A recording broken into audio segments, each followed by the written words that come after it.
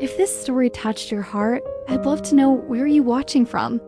Drop your city or country in the comments below. It means so much to hear from you. Your support brings these stories to life and helps us keep sharing them.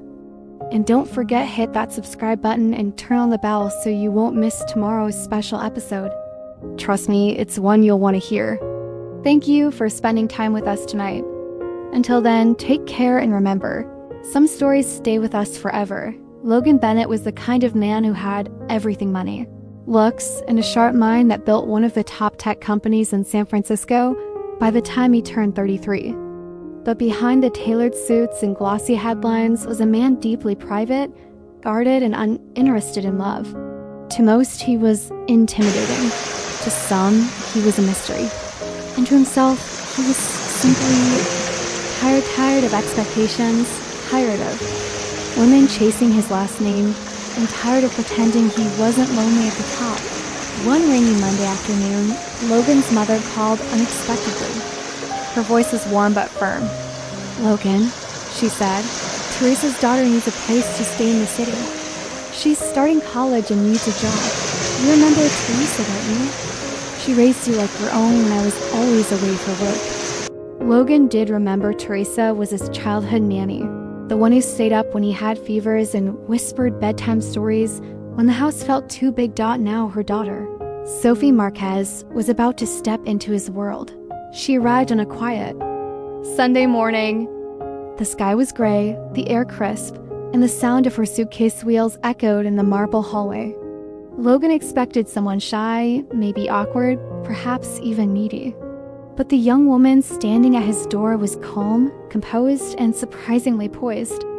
She looked nothing like the child he vaguely remembered during a visit years ago. She wore a simple blouse, jeans, and eyes full of quiet determination. "Hi, I'm Sophie," she said, offering her hand. "Thanks for letting me stay." Something in her tone wasn't quite gratitude, it was dignity. She wasn't there to beg or impress. She was there to earn her place. Logan nodded and led her inside, offering the guest room on the second floor. "Your responsibilities are light," he explained. "You keep the apartment tidy, do some groceries, and I'll take care of your tuition in return." She accepted, and from that moment on, something began to shift. They lived together awkwardly at first. Logan worked late. Sophie studied hard.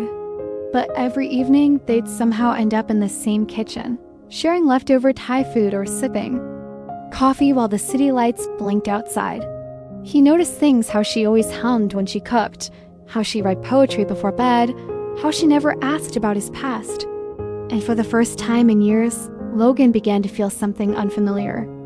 Not lust, not duty, but peace. Little did he know, the woman who entered his home that Sunday morning would soon challenge everything he thought he knew about love, loyalty, and second chances. Logan never meant for it to happen. It was supposed to be just another late night. He'd come home after a long board meeting, shoulders tense, brain fried, tie undone.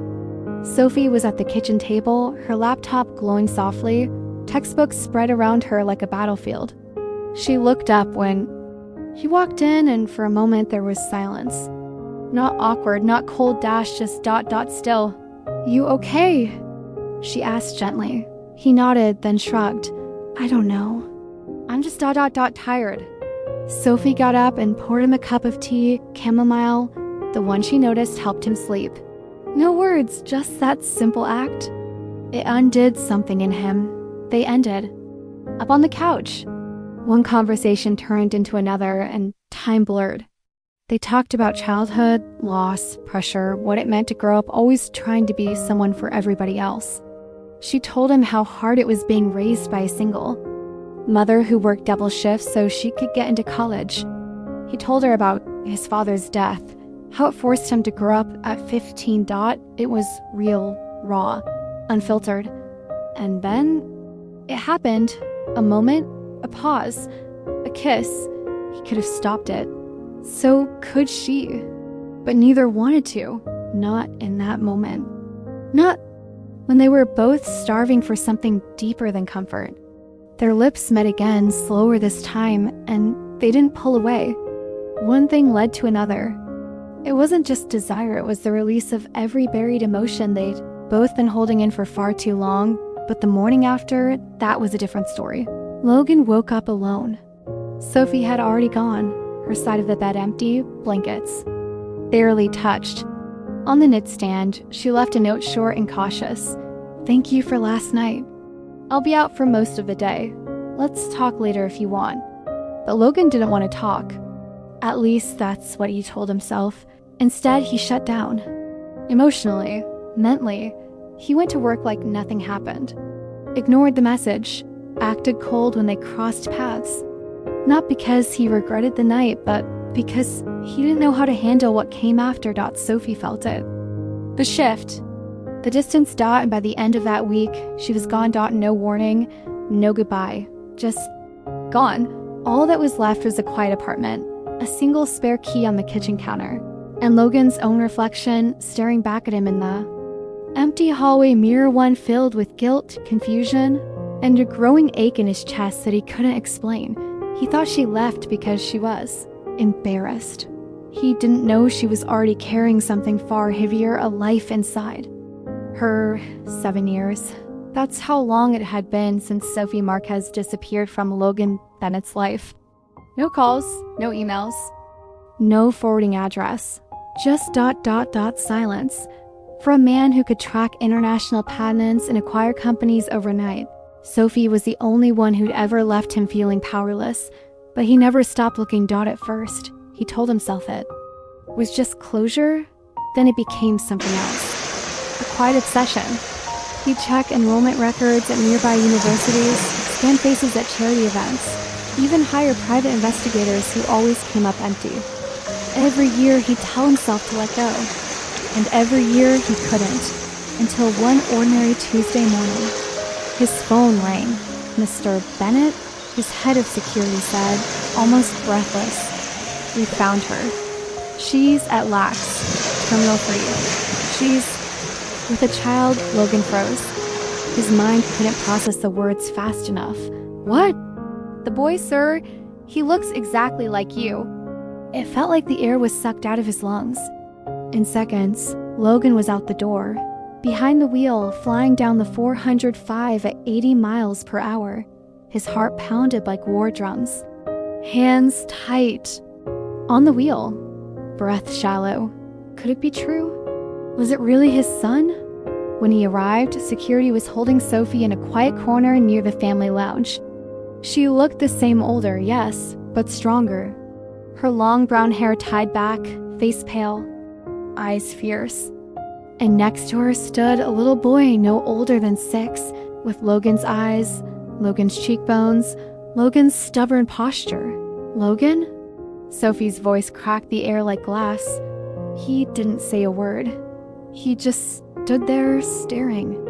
The boy clung to her side, wide-eyed and scared. Sophie knelt down, whispering to the child, "It's okay, baby, mommy's here." Logan took a step forward, then another. His gaze never left the boy. "Is he mine?" Sophie didn't answer right away. Her lips trembled. Her hands shook.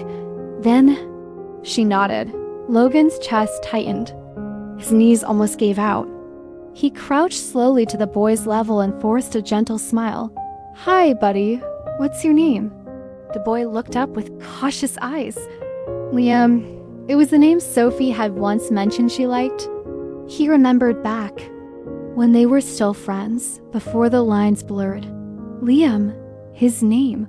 "Liam," Logan whispered, voice cracking. "That's a good name." Sophie stepped between them, protective. "We're not staying long. We're moving out of state." Logan's jaw clenched. "You kept him from me for 7 years. You didn't want us," she shot back, pain sharp in every word. "You made that clear." "I didn't know. You didn't ask." Their eyes locked, 7 years of pain swirling in silence between them. The boy tugged Sophie's sleeve. "Mommy? Who is he?" Logan looked at him and said the only truth he could. "I'm your dad." Logan couldn't sleep. After seeing Liam, after hearing the word "daddy" whispered like a question, it haunted him. He had a son, a living, breathing boy who didn't even know his name. Sophie had taken that from him. But somehow, he couldn't blame her, not entirely. The next morning, Logan stood in his penthouse office, overlooking the San Francisco High Line, holding a legal document in his hands. It wasn't a custody lawsuit yet, it was a contract. Last resort, or maybe a chance to make things right. That same evening, he met Sophie at a quiet cafe on the Embarcadero. She came alone. "You said you wanted to talk," she said flatly, arms crossed. He slid the folder across the table. "Read it." She opened it, brow furrowed. Her eyes scanned the words quickly, then slowed. Her face changed. "You're kidding," she whispered. "1-year marriage contract," Logan said calmly. "We live together, as a family. You, me, Liam, and your mom if she wants.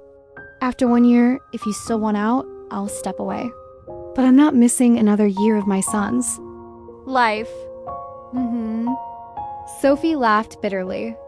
"This is insane. You think you can fix what happened with the contract?" "No," he said. "But I think I can start." She shook her head. "I have a boyfriend, Logan. His name is Daniel. He's good to me. He's been there since Liam was born. He taught him how to ride a bike. He tucks him in at night." Logan swallowed hard. "I'm not here to erase anyone, but he's not Liam's father." Tension crackled between them. Her jaw clenched, fingers tightening around the document.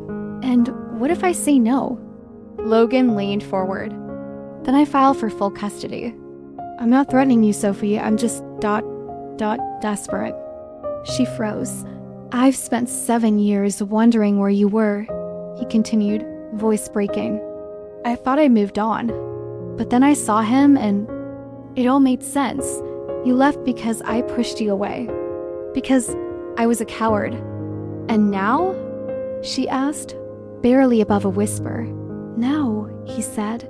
"I want to be brave." Silence fell between them. Just the low hum of city traffic outside and the soft clinking of coffee cups in the background. Sophie looked down at the contract again. A 1-year marriage. For Liam, for closure. For answers. "Do you really think this will work?" she asked. "I don't know," he admitted. "But I know I still love you. I never stopped." Her breath caught. "I need to think," she whispered. Standing up, "Give me a week." Logan nodded. "You have it." As she walked away, contract still in hand, Logan watched her go with a heart pounding in his chest. He didn't know what scared him more. Was saying no ... or saying yes. 1 week later, Sophie stood outside Logan's apartment building, the contract clutched in her hand. She barely slept. Her thoughts circled like a storm, memories, doubts, what ifs. But every time she looked at Liam sleeping beside her, she knew this wasn't about pride anymore. This was about giving her. Son of father, his father. When Logan opened the door, he froze.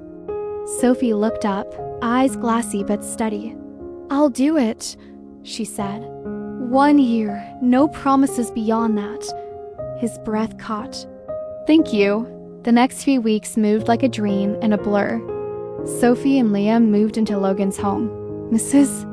Marquez, Sophie's mother, reluctantly agreed to join, though she kept a suspicious eye on Logan at all times. And then came the wedding. No grand ballroom, no press, no luxury guests. Just a small ceremony in the Bennett family's backyard. A white tent, twinkle lights, her mother, his parents, a sleepy little boy who didn't quite understand why. Mommy was wearing a dress and Mr. Logan had a ring. Sophie wore a simple gown. Logan wore a dark navy suit. They exchanged vows that felt half real, half strange. She wasn't sure if she was marrying him out of duty or something else creeping quietly into her chest. After the ceremony, Logan whispered, "Thank you for giving me this chance." Sophie didn't reply. She just nodded and looked away. Weeks passed. Life found a rhythm. They ate dinner together, took Liam to school, even laughed over old movies. Logan tried, truly tried. He learned Liam's favorite dinosaur packed school lunches, read bedtime stories he didn't fully understand, and Sophie noticed. She noticed when he rubbed Liam's back during his nightmares. She noticed when he skipped meetings just to be at Liam's school play. She noticed, and her heart betrayed her more and more each day. The old wounds don't heal overnight. Some nights, she still flinched at his touch, still remembered the morning she'd woken up alone all those years ago. Logan didn't push. He gave her space. But Sophie saw him trying, and part of her wanted to believe it wasn't just for Liam. One evening, after putting Liam to bed, they sat outside on the balcony. The city below sparkled like a promise waiting to be kept. Do you ever think about you? Us, Sophie asked. Logan looked at her, surprised by the question. Every day. And what if I still don't know how I feel? Then I wait, he said softly, even if it takes longer than a year. Sophie stared out at the skyline, heart aching in ways she couldn't explain. She didn't say anything, but that night, for the first time, she crawled into bed next to him, on her own. And he held her, no words, no pressure, just silence. And in that silence, something began again. If you made it this far into the story, thank you, truly. Now I want to hear from you. What would you do if you were in Sophie's shoes? Would you agree to a 1-year marriage contract for the sake of your child? Or would you walk away and protect your heart at all costs? And what about Logan? Do you think he deserves a second chance? Or is it too late for redemption? Drop your thoughts in the comments below. I read every single one, and I love seeing how each of you connects with the story in your own way.